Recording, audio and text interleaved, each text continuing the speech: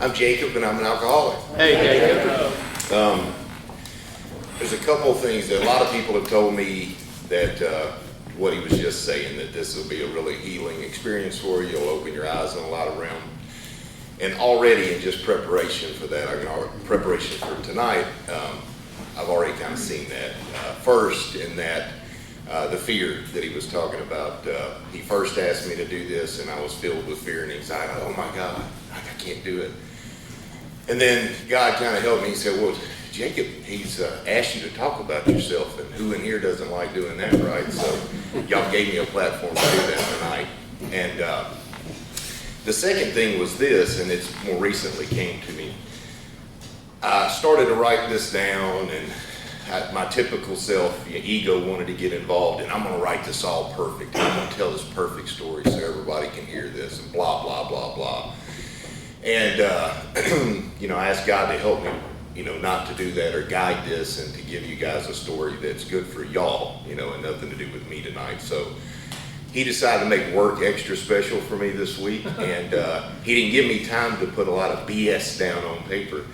Instead, he gave me just enough time to kind of think some things through. So here's my attempt to do you justice tonight. So again, I'm Jacob. I'm an alcoholic. My story, one of the first things that kind of comes into play for me is the birth order of myself. I was picked on by my brothers mostly, and I was 10 years, or as they would refer to, a mistake.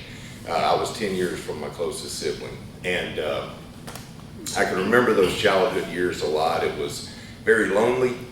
I wanted nothing more than to be a part of anything that they were doing, just, oh my God, it would be so great to be able to, hang out with them, do the stuff, and be that cool person. And instead, they picked on me a whole lot, and I found myself praying a lot that maybe one day I'll get big enough and the tides will turn, and I did. So I don't have that problem with them today. But in that time, I did have a saving grace, and that was my sister. My sister is the second born, but she's the strongest in our family by far. My brothers were deathly afraid of her, and she made me feel safe. She made me feel welcome and a part, as much as she could, as much as someone that much older than you could. So a lot of my early life was filled with this want, to be included in something. And my dad, back at that time, what I thought worked a whole lot, and he did. He worked in a tremendous amount. And but about the age of 6 or 7, my mother tried to kill herself with pain medicine in front of me, and my sister was home at the time. And I'll say this though, that was not a memorable experience for me at that age. I was young enough to where that wasn't something that I felt like guided anything in my life. So it definitely it isn't an excuse. It isn't anything that, I even thought about as a child. I didn't really understand that till I was much older. But she tried to do that because my dad wasn't only working late at night. He was out with quite a few different women, quite a few different nights, and that was what led my mother to go down that route. Again, at this time of my life, I didn't know anything about that, so I didn't have any resentment for my father in my childhood. And because of that, I would say my childhood felt really normal. Even with that thing happen, I felt like a normal kid. I just felt really, really lonely. And I got to grade school and started to feel comfortable with friends and felt good all through grade school. And then my life kind of changed and shifted. And I always kind of go back to this because I think this is one of the biggest things that left me. It really changed the dynamic of my life. And what that was simply just a simple act of changing schools. When I was going to junior high, all my friends that I'd made through grade school went one place, and I went to another town and state. And I completely changed from what my personality was. I became insanely introverted, very self-deprecating, and again had that feeling of loneliness, that I had when I was younger and wanted for something. I poured myself into school first and did real good in school and grades, and then probably around the 8th, 9th grade, I found my new friend, which was alcohol. And I'll say this here, my story includes alcohol and it includes other things. My story always starts with alcohol though, and it always ends with alcohol. My first memory of alcohol was my sister. She would, again, you know, she was wanting to make me to feel as though I fit in, and I would get to ride around on the levee with her, you know, in a little bit. Not as some of us are. I hated the taste of it, you know, but I loved the idea of being involved and being included and all of that. And I didn't, you know, blow the hinges off with it at that point. I then went and I found my own career with it because I found that I was pretty good at drinking. I found a group of friends that were more accepting than the ones that I was scared of at the school I was at, and they liked to do the things that I like to do. And a lot of my life was spent trying to be this perfectionist, and boy, what could be better than trying to perfect drinking alcohol? So I got a reputation for being able to drink a whole heck of a lot at that time, and I remember that was I was extremely shy around women, and alcohol also helped that quite a bit for me. It loosened those nerves that I had, and met my first girlfriend with that.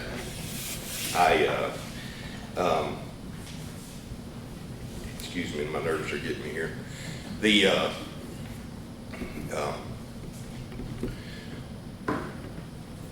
Met my first girlfriend, and that was something too.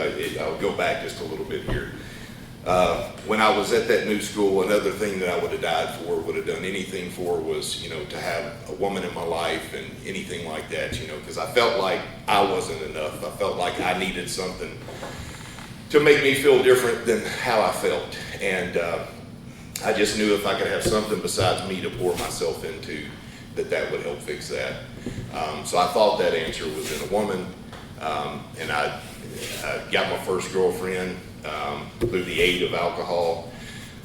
Went through that, went through high school with her, and then I'll jump forward here a little bit. I'll jump to college. I got into college, and those nerves came back again, where I was afraid of everything. I was afraid to put myself out there, and I was able to recluse and go back and hide. And alcohol was there again. I found that. It gave me courage to go out amongst people. A drinking game is how I met my first wife. And but then whenever we got together,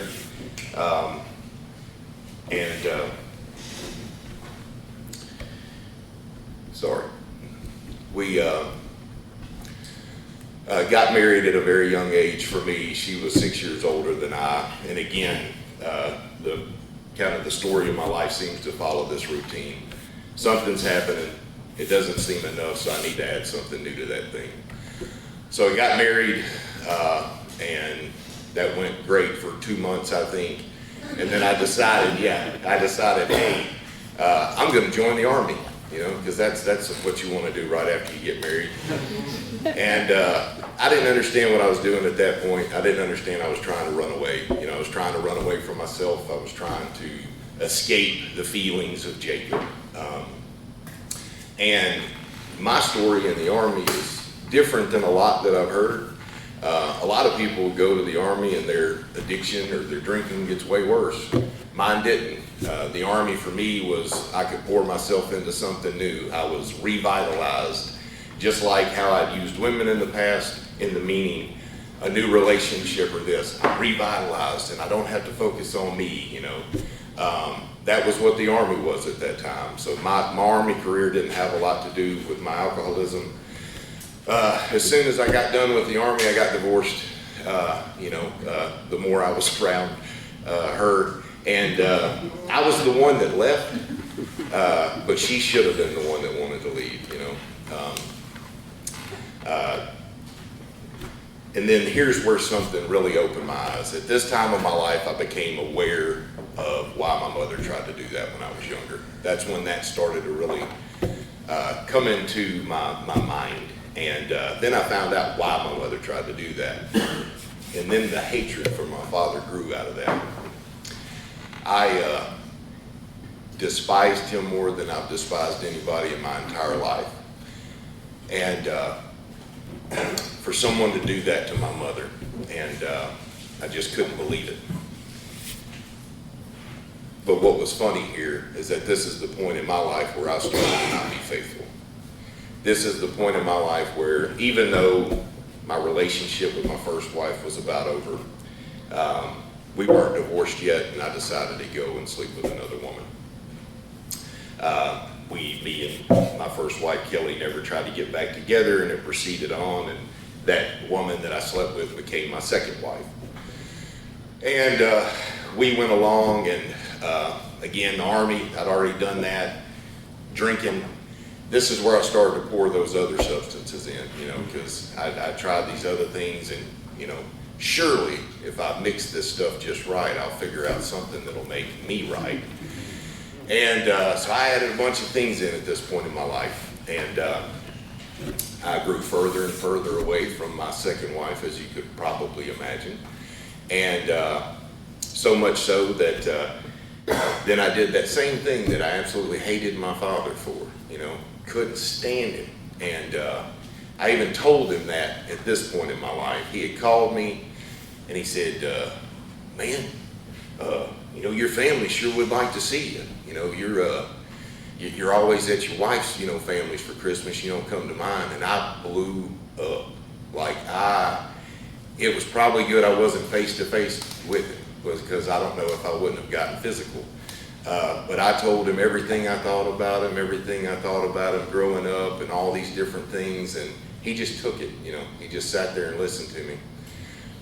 And that becomes much more important a little later on. I won't jump ahead though. But again, a little bit of time goes by. I don't know, I was probably married 2 years, if that, and was bored. And then I found another girl. And this girl liked to do those other things that I found outside of alcohol. And I was like, oh, this is what I was missing right here, somebody that loves what I love. And so I went down that road, and we had a lot of fun for a little while. And she was the first woman, only woman to my knowledge, that cheated on me, gave me a dose of my own medicine there.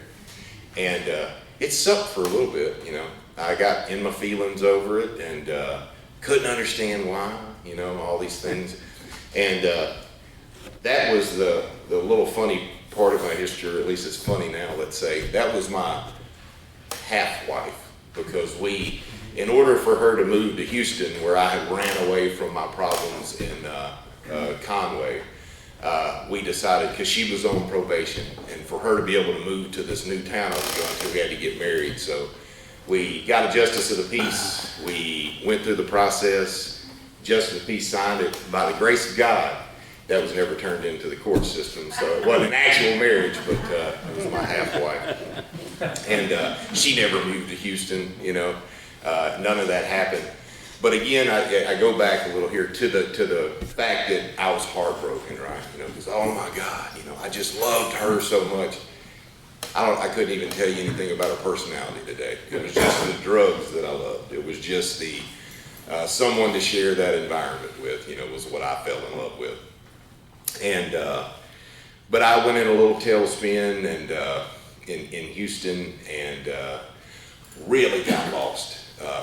Got lost with a lot of things. I went to a state, and I apologize for this part, but anyway, I got to a junkie state, and that is a completely different state of anything else. That is something that I was the guy. Never in my life was I this until that point, but I was the guy that if you lost something on the ground and I found it, I'd put it in my pocket and I'd help you look for hours. Oh man, we're going to find this. We're going to find this. Someone help you. It took me to a completely evil part of myself in that. Fortunately, that part of my life led me to be homeless in Houston. I lived under a bridge for, I'd say probably 3.5 months.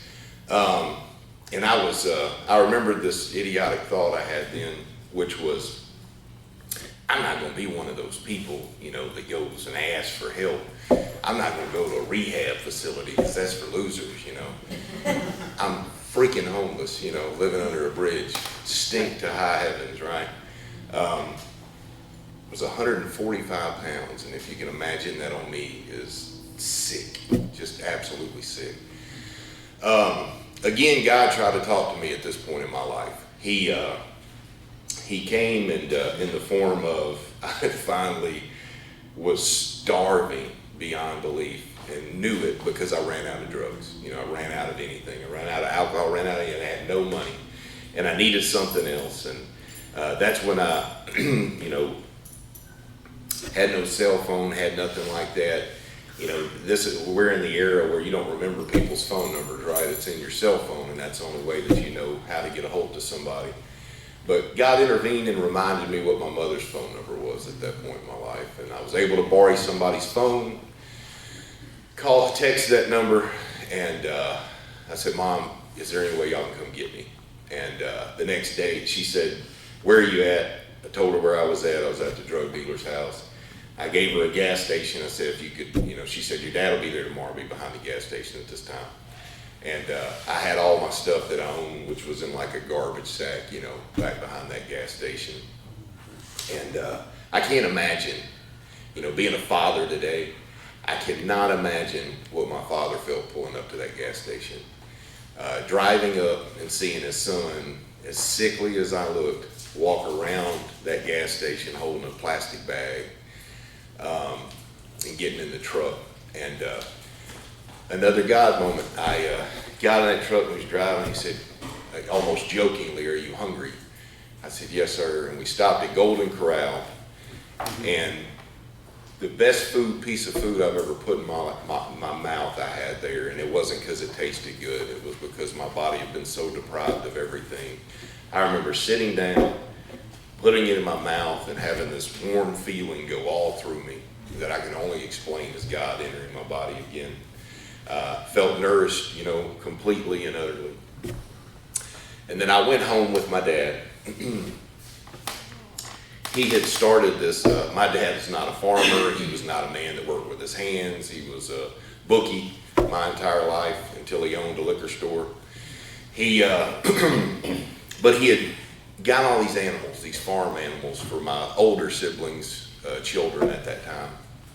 And kind of like a petting zoo for when they came around. So I was able to have like my, John 3:16 moment, if you want to call it that, at my dad's house, and building pens, for the animals, and,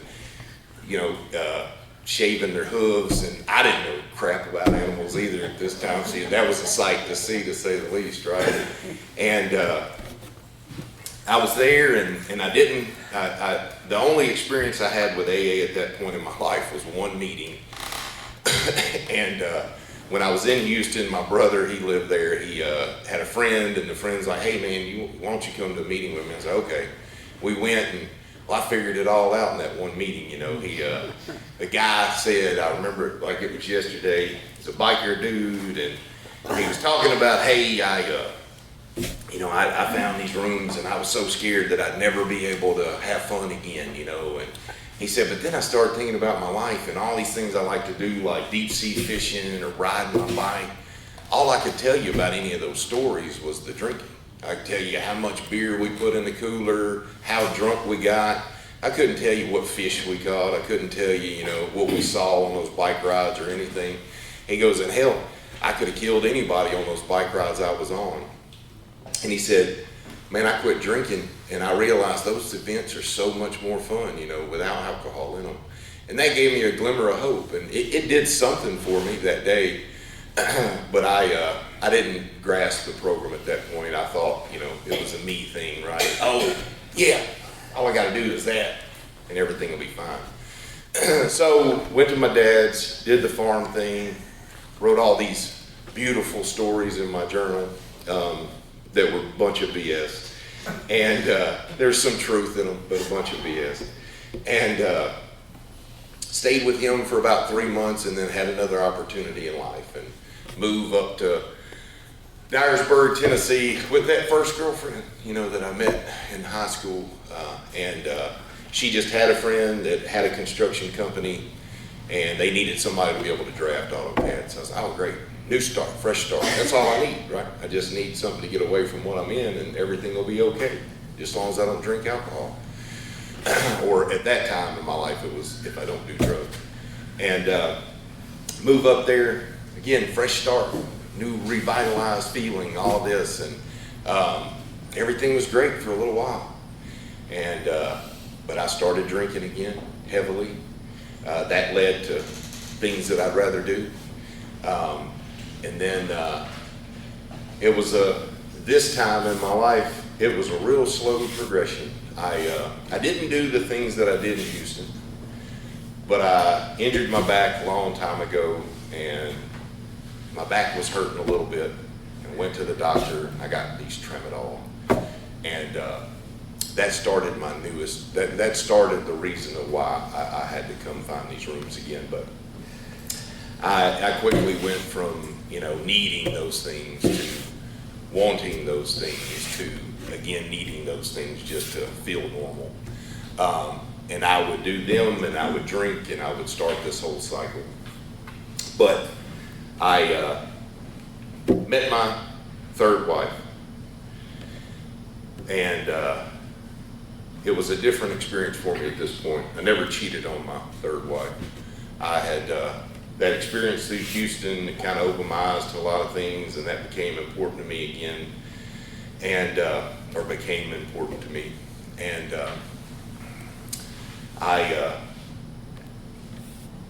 what do you want to say, highly functioning, alcoholic for a long time with her. But there were instances where,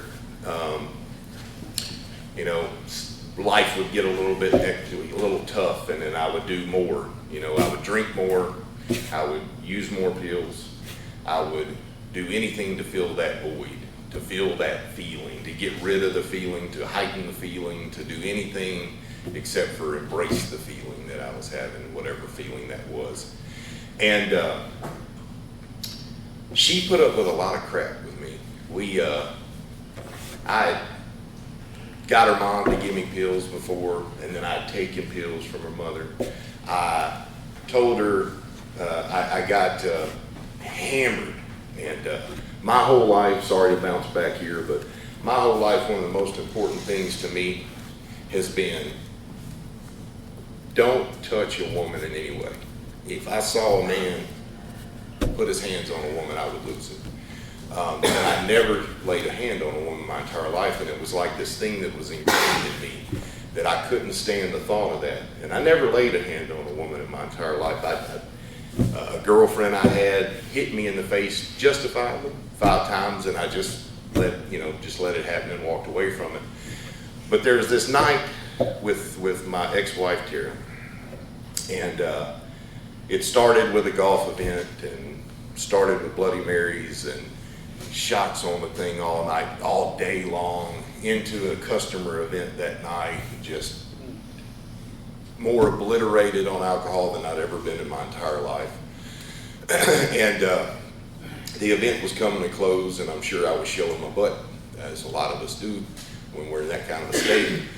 My wife was very kindly trying to get me to just leave. She said, hey, I think it's probably time for us to go, and I'm fine. But I eventually get in my truck, because I had to drive, right? Another gift of God is that I never hurt anybody from my addictions and my alcoholism. It isn't because I didn't try, because I did it way too many damn times.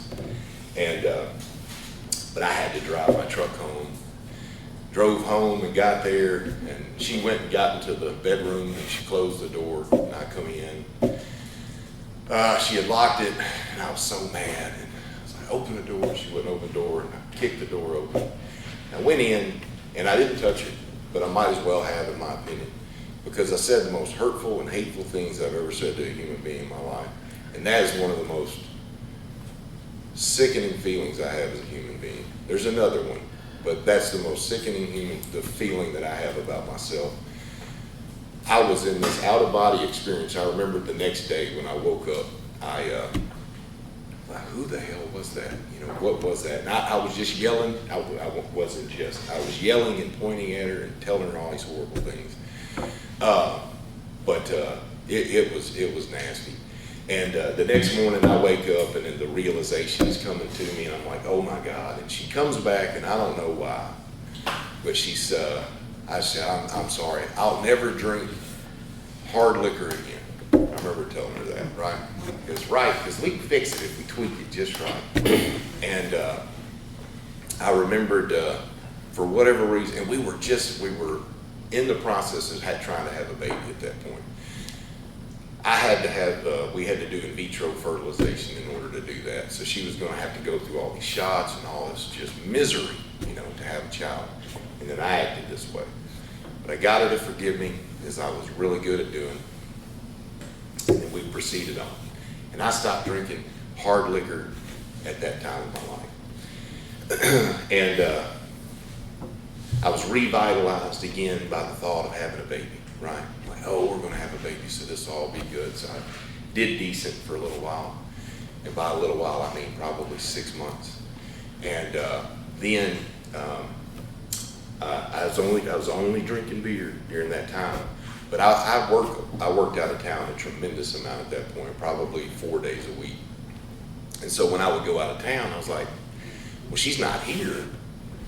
So if I drink hard liquor, I'm not going to go off on her or anything. So I could probably have hard liquor when I'm out of town.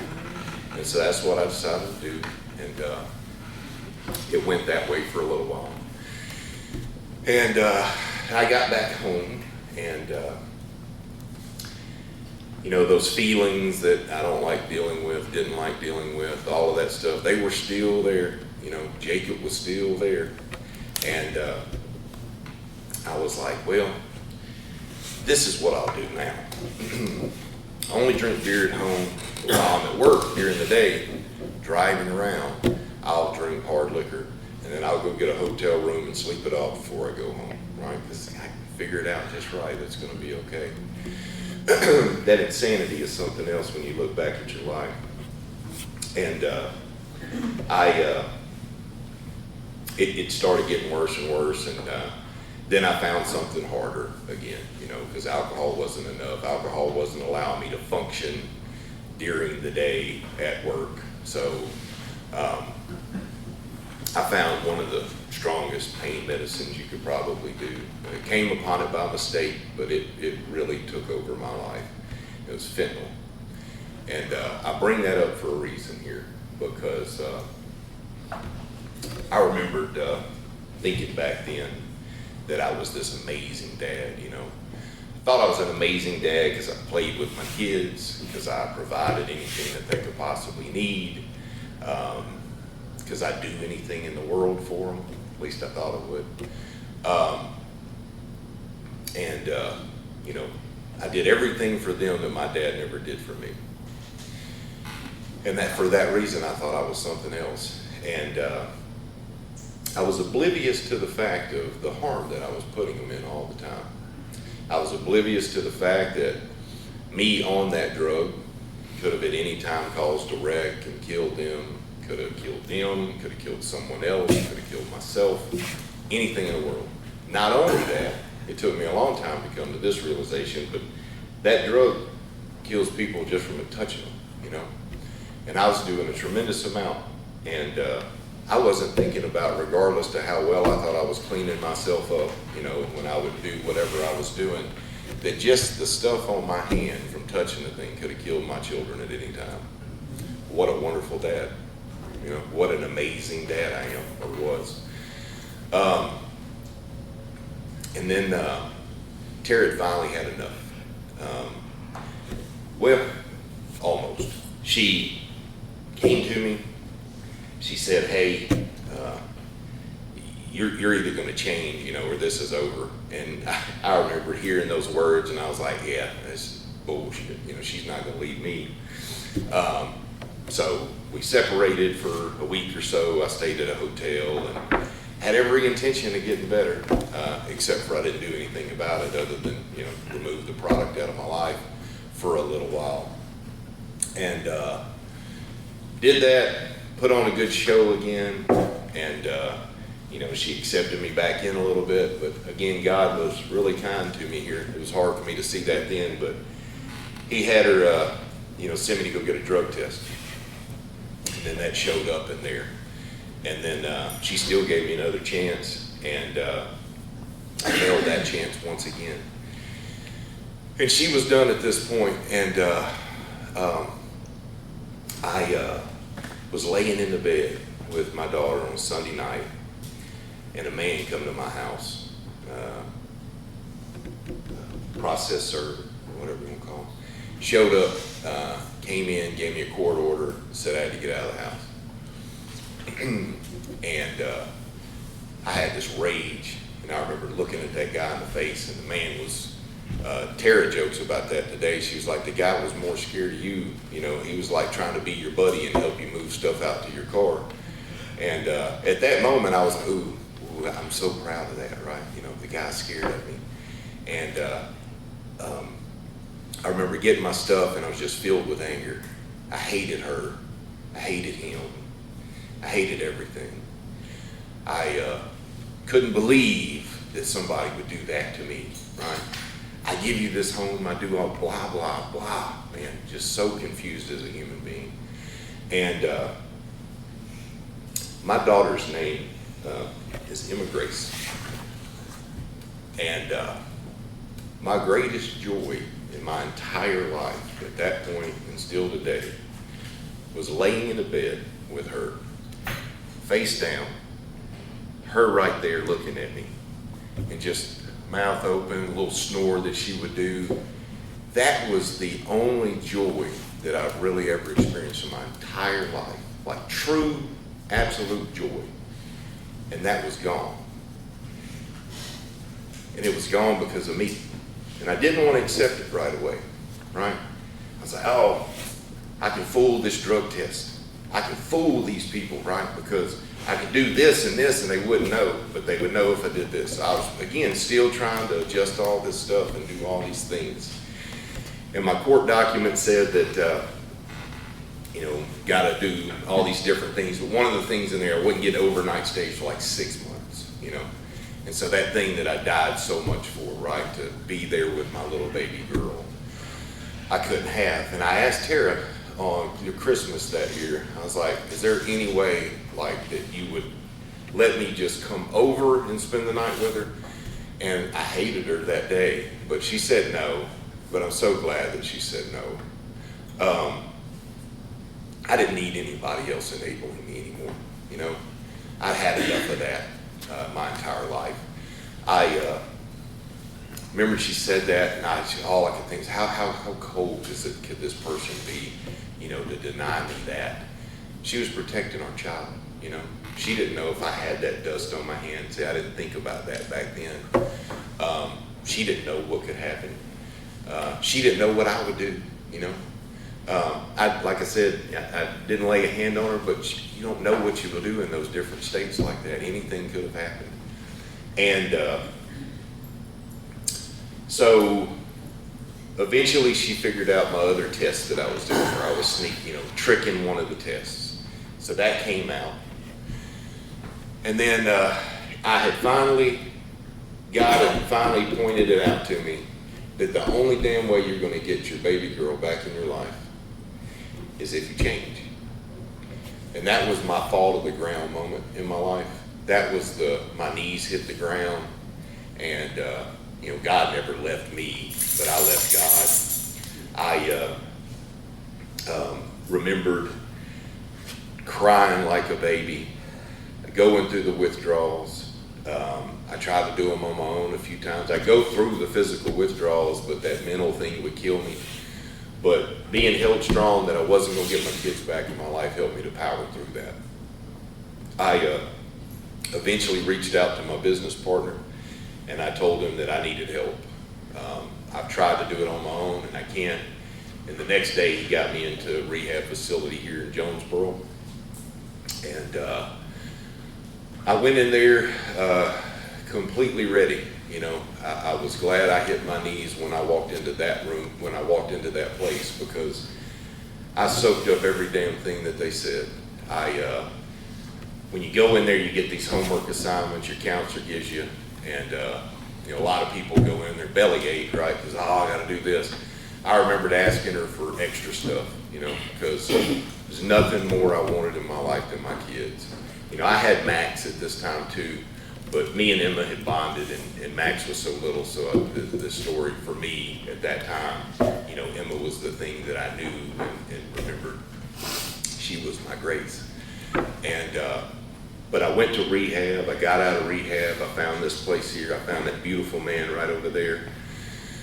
And he worked with me. And today, what I have, today I wear this shirt for a reason.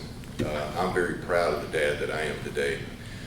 I am a badass dad today.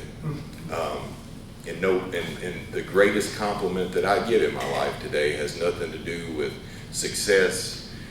The only thing that really feels good is when somebody tells me I'm a good dad. And today, that woman that didn't want me to be anywhere near, the kids, gives me the kids more than the court say. She asked my help on everything. She asked my opinions on everything that we do for the kids. I got to go to Disney World with them. In just 2.5, it didn't take that long. I've got a little over 2.5 years now. But those things, those promises, the thing that I'd have done anything for, those started real quick. Those started probably a year, into doing this. And I know that ain't the same for everybody, but I'm just a living testimony that everything that was promised to me when I walked into these doors, I've gotten tenfold. I get stuff every day. It doesn't have to be that glitz and glory all the time. Today, I had the crappiest work week. But you know what? I ain't broke down. I'm not drinking right now. I'm not devastated over it. Because you guys taught me how to deal with those emotions that I always ran away before. That I always had to pour something on, whether that was alcohol, whether that was women, whether that was the army, whether that was anything other than fixing me. A thing that I say in here a lot is that I never realized I'd be so damn happy to come to a place that points out things that are wrong with me, and then I get to work on them. But I mean that more than you can possibly imagine. I don't ever want to be fixed, 100%. I want to have something, because that having something, that's that thing that gives me that goal. Because there was an eye-opening moment. There was a few for me in rehab. But my first was I would walk. I was really out of shape when I first got there. And I was like, man, I gotta fix me all the way around. So I walked this path around. You had to do 8 laps to make a mile in the area that you could walk, because the men were over here and the women were over here. And but on those walks, I rediscovered how to talk to God. And when I was going around, that concept that I was talking about of understanding that in all of my life, I always found the next thing to do and do it to my fullest and try to be the best at it and all this junk. And but for whatever reason, I was walking around, the sun hit just right one day, and the thought came to me, my promise is no longer going to be, I'm going to be the best salesman. I'm going to be the best dad. I'm going to be the best at this. I'm going to be the best at that. All that kind of went out the window, and I'm just going to be the best me that I can be, And I'll never reach that goal. That's something that I can always work towards, because I'll never be the best version of myself. And that gives me something to work on completely and utterly. That gives me something not to get bored with and then go searching for something else. Another huge gift that this program has given me is my youngest son. born in sobriety. His mother's here tonight. We have an amazing co-parenting relationship. And he is a freaking angel. He truly is. And God knew that I needed somebody, a kid that was as good as he is, you know, because he's effortless, you know. And so I know that he knew that I needed something to be easy for me, and that has been way more than easy. It's been remarkable. So for me, my life revolves around my kids. I love them, and y'all gave them back to me. And for that, I'll be eternally grateful. Thank you.